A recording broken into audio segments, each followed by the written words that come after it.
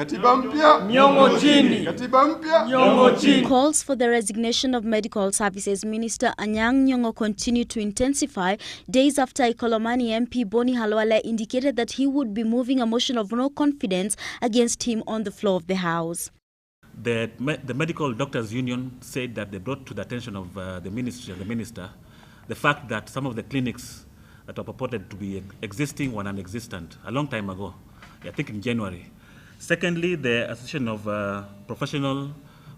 Private Medical Providers have also said on public record that they brought it to the attention of the minister that some of the facilities that were purported to be existing were non-existent.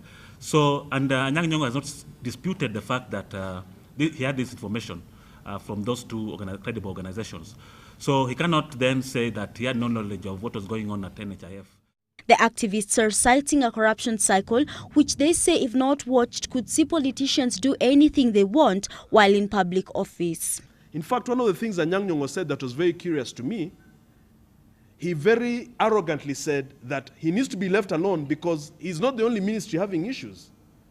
What the heck does that mean? That there's a lot of corruption going on in the Grand Coalition government. Why don't you look elsewhere and leave us alone? Hata yetu si kubwa sana, kuna zingine. This is unacceptable. This is unbelievable under President Kibaki, who campaigned on a platform of stopping corruption.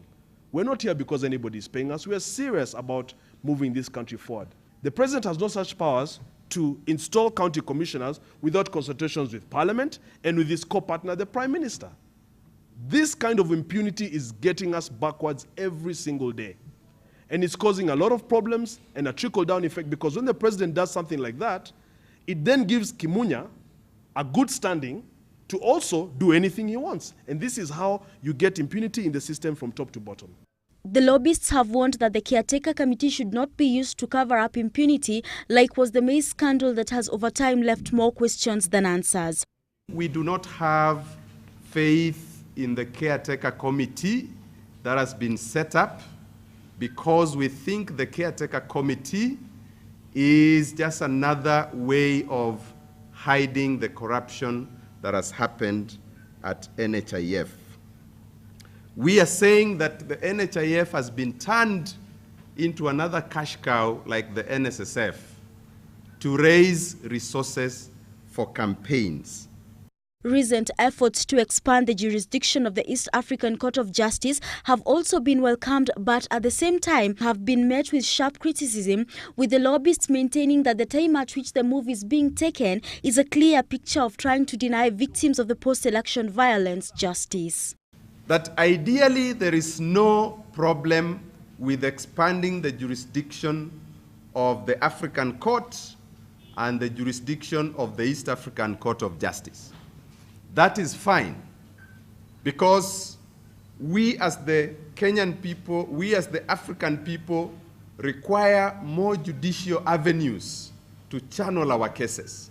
And we have been using the East African Court of Justice very well on questions of human rights. So we are okay with that. We need those avenues.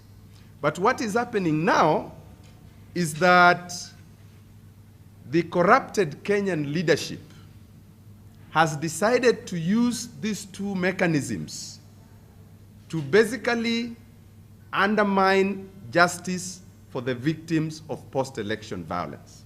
How the decision to amend the court's jurisdiction will impact the proceedings of the cases against 4 Kenyans at the International Criminal Court is still a wait-and-see affair. Nancy Njoki, GBS News.